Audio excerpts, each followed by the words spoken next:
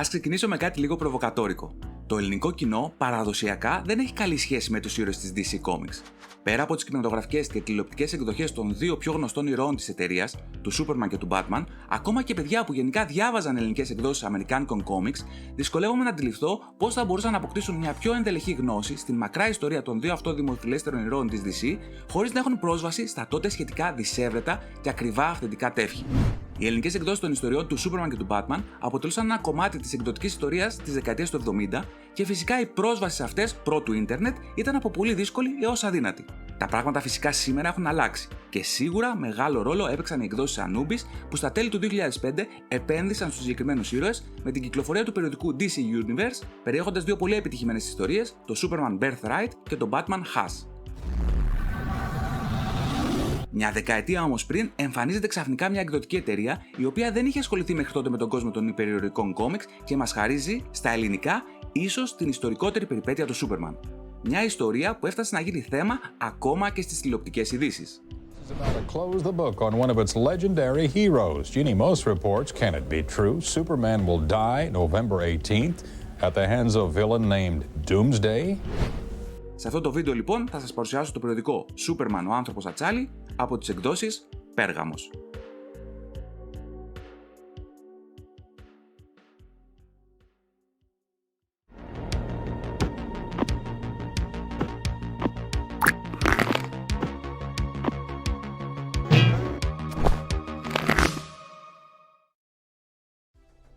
Η Πέργαμος εκδοτική, σε άψογη συνεργασία με την DC Comics τον Δεκέμβριο του 1995, ξεκινάει την κυκλοφορία του περιοδικού της, περιέχοντας τα 6 πρώτα τεύχη των limited series τίτλο Man of Steel.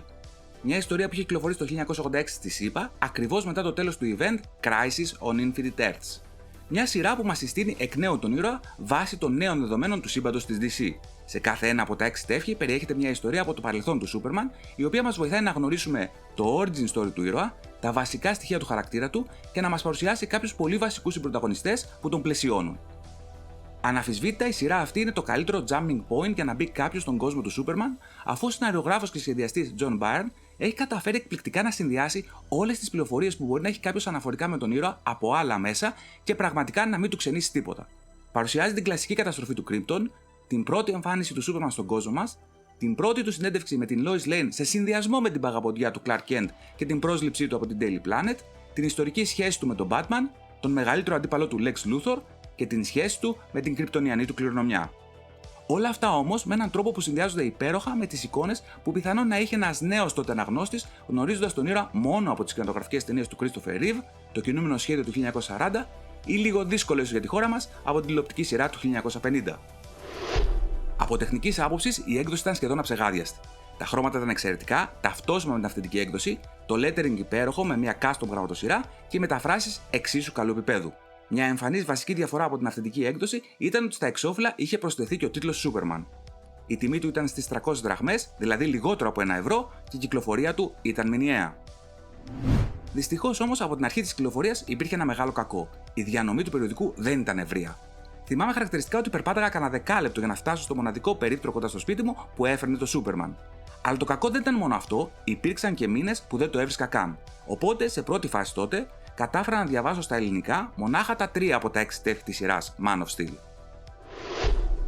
Την περίοδο εκείνη, οι ελληνικές εκδόσεις γενικά είχαν την τάση να έχουν μεγάλη χρονική διαφορά από τις αυθεντικές και εγώ ως έφηβος τότε είχα ξεκινήσει δειλά-δειλά, όσο δηλαδή μου επέτρεπε το χαρτζηλίκι μου, να αγοράζω και κάποια από τα αυθεντικά τεύχη.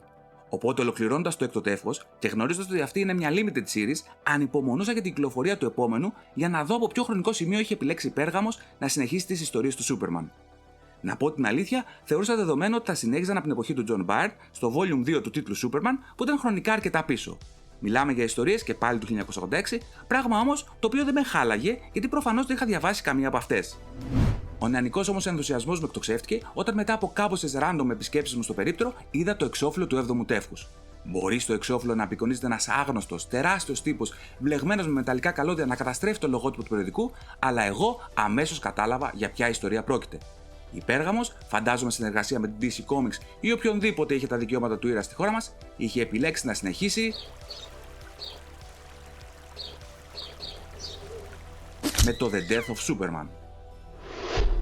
Τη δεκαετία των 90s είχε ξεκινήσει το κλασικό πλέον μαρκετίστικο κόλπο των εταιριών για να πουλάνε περισσότερους τίτλους. Μια σημαντική ιστορία δεν εξελίσσεται μονάχα σε έναν τίτλο, αλλά συνεχίζει από τον έναν τίτλο στον άλλον. Έτσι και εδώ, το The Death of Superman εξελίσσεται στους 4 βασικούς τίτλους του Superman, με μια συνέχεια να βρίσκεται σε ένα τεύχος του Justice League of America. Προφανώς αυτό δημιουργεί ένα πρόβλημα στους εκδοτικούς οίκους εκτός ΗΠΑ, γιατί αυτοί συνήθως κυκλοφορούν έναν μονάχα τίτλο κάποιου ήρωα. Η Πέργαμος λύνει το πρόβλημα αυτό, διατηρώντας την σωστή σειρά της ιστορίας, αλλά καλύπτοντας, όπου αυτοί κρίνουν απαραίτητο, το αντίστοιχο λογότυπο με το δικό τους λογότυπο για το περιοδικό. Όσο ιστορικά σημαντική και αν είναι αυτή η ιστορία, δεν μπορεί κανένας να αρνηθεί ότι σεναριακά δεν έχει κανένα σπουδαίο υπόβαθρο. Το σενάριο λειτουργεί ως μια εκτεταμένη σκηνή μάχης, μια μακροσκελής και διαρκής κορύφωση.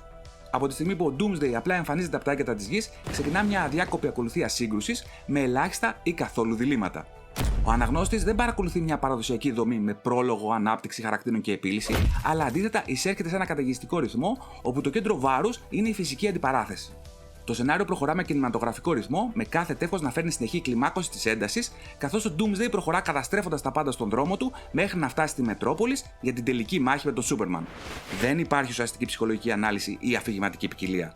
Όλα εξυπηρετούν μία και μόνο σκηνή, η οποία απεικονίζει τη μονομαχία ζωής και θανάτου ανάμεσα στον ήρωα και τον τέλειο καταστροφέα.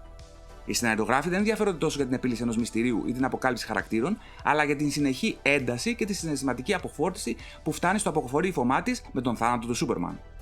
Η τελευταία σελίδα, με τον νεκρό ήρωα στα γόνατα της Lois Lane, δεν είναι η λύση ενός σύνθετου αφηγηματικού προβλήματος, αλλά η τελική εικόνα μιας τιτάνιας σύγκρουσης που κυριολεκτικά αποτέλεσε ολόκληρη την ιστορία. Δυστυχώς για το ελληνικό κοινό, το τεύχος 13 δεν είναι μια πιστή μεταφρασμένη ανατύπωση του Superman Volume 275, καθώς το συγκεκριμένο τεύχος έχει περισσότερες σελίδες από ό,τι συνήθως και η Πέργαμος, για να χωρέσει όσο το δυνατόν περισσότερες, ναι, μεν εκμεταλλεύεται και τις πίσω σελίδες του εξωφύλου, αλλά αναγκάζεται να αφαιρέσει πλήρως μια σελίδα και να τυπώσει το μισό κομμάτι από μια άλλη splash page. Παρ' όλα αυτά, οι αφαιρέσεις γίνονται με έξυπνο τρόπο, χωρίς να δημιουργείται το παραμικρό μπέρδεμα στην ανάγνωση του τεύχους. Λίγο καιρό αργότερα κυκλοφόρησα την ιστορία και σε έναν αυτόνομο τόμο, όπου δεν γνωρίζω αν εκεί έχουν τυπωθεί αυτές οι δύο σελίδες. Αν κάποιος από εσάς το γνωρίζει, ας το γράψει στα σχόλια. Ένα ακόμα πρόβλημα που είχε η συγκεκριμένη ιστορία για το ελληνικό κοινό ήταν ότι εμφανίζονται ή αναφέρονται πολλοί χαρακτήρες και πολλά πράγματα από τον κόσμο της DC, για τα οποία εμείς εδώ στην Ελλάδα είχαμε πλήρης άγνοια. Η Πέργαμος, στα τεύχη 14-22, συνεχίζει δυναμικά και σε πλήρη αρμονία με τις αυθεντικές εκδόσεις με την επόμενη ιστορία Funeral for a Friend ή όπως το αποδίδουν στα ελληνικά, Αποχαιρετισμός ενός φίλου. Όσον αφορά τα εξώφυλλα, δεν κάθεται να χάνουν χρόνο με το να προσθέτουν το δικό του λογότυπο, αφήνουν το αντίστοιχο αυθεντικό του κάθε τίτλου. Δεν ήταν άλλωστε ιδιαίτερα όμορφο το λογότυπο που είχαν δημιουργήσει. Αν η προηγούμενη ιστορία ήταν ένα roller coaster δράσης, αυτή είναι ένα roller coaster συναισθημάτων. Όλη η αξία και η σημασία του θανάτου του Superman εμπεριέχεται σε αυτήν εδώ την ιστορία. Το σενάριο μετατοπίζεται από την δράση στην εσωτερικότητα, εστιάζοντας όχι στον ήρωα, αλλά στους ανθρώπους που τον αγάπησαν και τώρα τον έχασαν. Η Lois Lane βρίσκεται αντιμέτωπη όχι μόνο με την απώλεια του Superman, αλλά και με το βάρος της διπλής ταυτότητας του Clark Kent. Γνωρίζοντας το μυστικό του, φέρνει μέσα της μια θλίψη που δεν μπορεί να μοιραστεί πλήρως ούτε με τους συναδέλφους της στην Daily Planet, ούτε με τον έξω κόσμο. Στα μάτια των πολλών θρηνεί απλώς έναν συνάδελφο. Στην πραγματικότητα όμως έχει χάσει τον αραβωνιαστικό της, τον σύντροφό της, τον άνθρωπο που ονειρευόταν να παντρευτεί. Το σενάριο την δείχνει σε στιγμές σιωπής να προσπαθεί να συγκρατήσει τον εαυτό της και να βρει την δύναμη να επικοινωνήσει με τους γονείς του Clark Kent. Δεν πρόκειται για υπερβολικές εκφράσεις πόνου, αλλά για καθημερινές αληθινές στιγμές θλίψης, με την Lois ως σύμβολο του προσωπικού πένθους μέσα στο δημόσιο χάος. Ακόμη πιο σπαραχτική όμως είναι η παρουσία των γονιών του Clark, της Μάρθας και του Jonathan Kent. Σε αντίθεση με τη δημόσια εικόνα του Superman, εκείνοι γνώριζαν μόνο τον γιο τους, έναν άνθρωπο με αρετές, φόβους και ευαισθησίες. Το σενάριο επικεντρώνεται σε απλές αλλά συναισθηματικά φορτισμένες σκηνές. Η Μάρθα κοιτάζει φωτογραφίες του παιδιού της, ο Τζόναθαν παλεύει να συγκρατηθεί δυνατός για χάρη της γυναίκας του, ενώ σιγά σιγά η καρδιά του λυγίζει. Σε μια συγκλονιστική στιγμή, ο Τζόναθαν καταραίει από καρδιακή προσβολή, όχι επειδή είναι ηλικιωμένος, αλλά επειδή η καρδιά ενός πατέρα δεν αντέχει το θάνατο του παιδιού του. Οι Κέντ δεν θρηνούν έναν ήρωα, αλλά τον γιο τους. Το σενάριο δεν τους παρουσιάζει ως δευτερεύοντες χαρακτήρες, αλλά ως το ηθικό κέντρο της απώλειας. Το τεύχος 15 είναι μεγαλύτερο σε μέγεθος, χωρίς καμία αύξηση της τιμής, καθώς περιέχει και την τέταρτη ιστορία του tie-in αυθεντικού τεύχους Superman The Legacy of Superman με τίτλο Vanishing Point, όπου πρωταγωνιστούν οι Linear Men. Μια ιστορία που εξελίσσεται κατά τη διάρκεια του Funeral for a Friend, αλλά χωρίς λίγο παραπάνω context, εμένα προσωπικά με είχε μπερδέψει. Το τεύχος ολοκληρώνεται με τις 5 πρώτες σελίδες του Superman The Man of Steel Volume 1-20, του οποίου η συνέχεια βρίσκεται στο επόμενο τεύχος της Πέργαμος, τεύχος 16. Το τεύχος 20 ξεκινάει και πάλι με μια ιστορία από το Superman The Legacy of Superman και συνεχίζει μετά κανονικά με το Superman The Man of Steel Volume 1, τεύχος 21.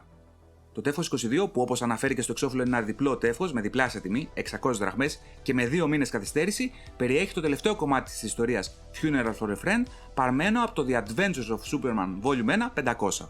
Δυστυχώς για άλλη μια φορά, στο δεύτερο πιο σημαντικό τεύχος όλου αυτού του σάγκα του θανάτου του Superman, έχουμε και πάλι κάποιες εκπτώσεις. Από όλη την ιστορία λείπουν σχεδόν όλες οι splash pages. Ευτυχώς στην αναγνωστική ροή της ιστορίας αυτή η έλλειψη σελίδων δεν δημιουργεί κάποιο πρόβλημα. Στη συνέχεια η Πέργαμος, super hypeαρισμένη, εκδίδει το επόμενο μεγάλο κομμάτι της ιστορίας με τίτλο Reign of Superman, που αποδίδουν ως η βασιλεία του Superman. Το επόμενο αυτό κεφάλαιο ξεκινάει από το τεύχος 23. Άλλο ένα διπλό σε μέγεθος τεύχος, με τιμή όμως μονάχα 300 δραχμές αυτή τη φορά, το οποίο περιέχει την υπόλοιπη ιστορία του The Adventures of Superman Volume 1, 500 και ολόκληρο το Action Comics Volume 1, 687. Μετά την έντονη συναισθηματική φόρτιση και το πένθυμο στοχασμό του Funeral for a Friend, το σενάριο αλλάζει ρυθμό και περνά σε μια κατάσταση αναταραχής η οποία συνδυάζει πολιτισμική σύγχυση, βαθύ κοινωνικό σχεδιασμό και μυστήριο αναφορικά με το ερώτημα ποιος, εάν κάποιος, μπορεί να αντικαταστήσει τον Superman. 4 διαφορετικοί χαρακτήρες εμφανίζονται, ο καθένας με τη δική του εκδοχή για το τι σημαίνει να είσαι Superman. Ο Eradicator, ο Man of Steel ή απλά Steel, ο Superboy και ο Cyborg Superman. Μέσα από τους 4 αυτούς διαδόχους, οι σεναριογράφοι εξετάζουν 4 πτυχές του Superman: την καταγωγή, την δύναμη, την ελπίδα και την ηθική. Καταφέρουν να μπερδέψουν το κοινό, το οποίο σε κάθε ιστορία αναρωτιέται ποιος τελικά είναι ο αληθινός Superman και αν ποτέ θα επιστρέψει. Ενώ σε μια εποχή που τα κόμιξ έχουν πλέον ενηλικιωθεί, χωρίς απόλυτους ήρωες, το σενάριο έθετε κέρια ερωτήματα. Τι σημαίνει δικαιοσύνη, ποιος καθορίζει την αλήθεια, θέματα φύλου και σεξουαλικής ταυτότητας, πόσο σημαντική είναι η ηθική υπόσταση σε σχέση με την ισχύ.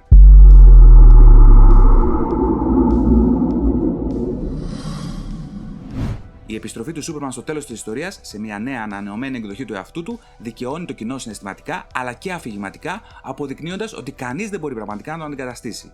Ο Clark Kent επιστρέφει όχι μόνο για να σώσει τον κόσμο, αλλά και για να ξανακερδίσει τη θέση του ως σύμβολο ελπίδας. Όχι λόγω των δυνάμεών του, αλλά επειδή είναι αυτός που επιλέγει να κάνει το σωστό ανεξαρτήτως κόστους. Πολλά από τα πράγματα που συμβαίνουν κατά τη διάρκεια του Reign of Superman θα αποτελέσουν έμπνευση για το πολύ πετυχημένο Invincible του Robert Kirkman 10 χρόνια αργότερα.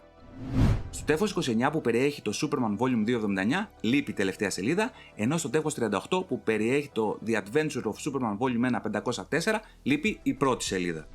Η Πέργαμος ολοκληρώνει την επιστροφή του Superman στα τεύχη 41-43, χρησιμοποιώντας και στα 3 τεύχη το ίδιο εξώφυλλο, με τη μόνη διαφορά ότι αντίστοιχα στο καθένα αναγράφεται Α, Β και Γ μέρος.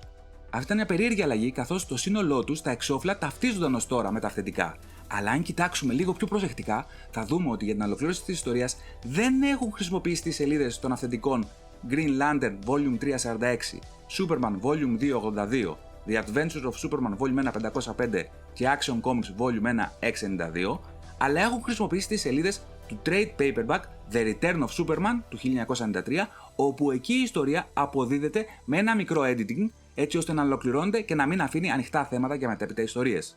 Προφανώς αυτό βόλευε και την Πέργαμος, καθώς από το επόμενο τεύχος σταματάει να κυκλοφορεί τις ιστορίες των κύριων τίτλων του Superman και ξεκινάει να εκδίδει τις ιστορίες του τίτλου Superman Adventures. Καθαρά ως αναγνώστης αυτή η αλλαγή δεν μου άρεσε, αλλά από εμπορικής άποψης η κίνηση αυτή έχει λογική. Την περίοδο εκείνη είχε ξεκινήσει να παίζεται στη τηλεόραση η δημοφιλή σειρά κινουμένων σχεδίων Superman The Animated Series. Το Superman Adventures αποτελεί την έγχαρτη έκδοση αυτής της σειράς, οπότε προφανώς τα παιδιά που έλπαν τον ήρωα στη τηλεόραση θα δοκίμαζαν πολύ πιο εύκολα να αγοράσουν ένα περιοδικό που θα είχε την ίδια αισθητική με αυτό που έλπαν στη τηλεόραση. Η σύνδεσή τους με το κόμικ θα ήταν πολύ πιο εύκολη. Επίσης, οι ιστορίες του Superman, όπως περιέγραψα μέχρι τώρα, εναλλάσσονταν στους 4 κύριους τίτλους του ήρωα, και πολύ πιθανόν και σε κάποιον άλλον τίτλο της DC. Αυτό για την εκδοτική αποτελεί σίγουρα ένα πρόβλημα από τη στιγμή που δεν έχει επιλέξει να χρησιμοποιεί ένα δικό της λογότυπο. Για να το περιγράψω με μια σύγχρονη ορολογία, δημιουργεί πρόβλημα στο branding. Τέλος, καθαρά προσωπική μου υπόθεση, η Πέργαμος πιθανόν να είχε συμφωνήσει αρχικά για τα δικαιώματα όλης της ιστορίας Death and Return of Superman, και από τη στιγμή που αυτή είχε ολοκληρωθεί, επέλεξαν να ανανεώσουν τη συνεργασία τους με την DC, παίρνοντας τα δικαιώματα του τίτλου Superman Adventures, που πιθανότητα να ήταν πιο φτηνά. Ο τίτλος συνεχίστηκε για άλλα 14 τεύχη, με ιστορίες σεναριακά πολύ πιο ανάλαφρες και δυστυχώς με το πρόβλημα της διαδομής να παραμένει σταθερό, όπως ακριβώς από την πρώτη στιγμή που κυκλοφόρησε το πρώτο τεύχος. Λογικά, κάπου στο 2002 εκδόθηκε το τελευταίο τεύχος, νούμερο 59. Την ακριβή χρονική περίοδο δεν την γνωρίζω, ακόμα και για το έτος υποθέτω, καθώς τότε πλέον εγώ δεν αγόραζα το περιοδικό και δεν αναγράφεται πουθενά στο τελευταίο τεύχος η ημερομηνία έκδοσης. Η υπόθεσή μου βασίζεται στο γεγονός ότι στο εξώφυλλο αναγράφεται η τιμή και σε ευρώ, κάτι το οποίο ήταν υποχρεωτικό κατά τη μεταβατική περίοδο χρήσης του νέου νομίσματος. Δυστυχώς, ούτε και η Πέργαμος, όπως και οι περισσότερες ελληνικές εκδοτικές εταιρείες παλιότερα, δεν ενημέρωσε ποτέ τους αναγνώστες της για την λήξη κυκλοφορίας του περιοδικού. Αν σας άρεσε το συγκεκριμένο βίντεο, στα παπάρια μου. Αν θέλετε να βλέπετε και άλλα βίντεο με παρόμοιο περιεχόμενο, και πάλι στα παπάρια μου. Αν όμως θέλετε να σημειώσετε το παραμικρό, αφήστε ένα σχόλιο κάτω από το βίντεο. Το Σούπερμαν, ο άνθρωπος Ατσάλι, συνοδευόταν από μια στήλη αλληλογραφίας, η οποία ήταν πολύ κοντά στα κλασικά πρότυπα με σχολιασμό των ιστοριών από τους αναγνώστες, με προτάσεις νεοτίτλων για κυκλοφορία από την Πέργαμος και με κάποια σκίτσα αναγνωστών. Δυστυχώς, ένα μεγάλο κομμάτι της αλληλογραφίας αναλωνόταν σε αναγνώστες που ζητούσαν να τους στείλουν προηγούμενα τεύχη, τα οποία δεν είχαν βρει στα περίπτερα για να αγοράσουν. Από ένα σημείο και μετά είχαν βάλει και συγκεκριμένο τηλέφωνο για να καλέσει κάποιος και να παραγγείλει τα τεύχη που του έλειπαν. Αξιομνημόνευτες είναι και 2-3 συγκεκριμένες μεταφράσεις, όπως το Visor του Eradicator που αποδίδεται ως μάσκα, ο πλανήτης του Mongol Wargold ως παγκόσμιος πόλεμος και ο Cyborg ως μηχανικός.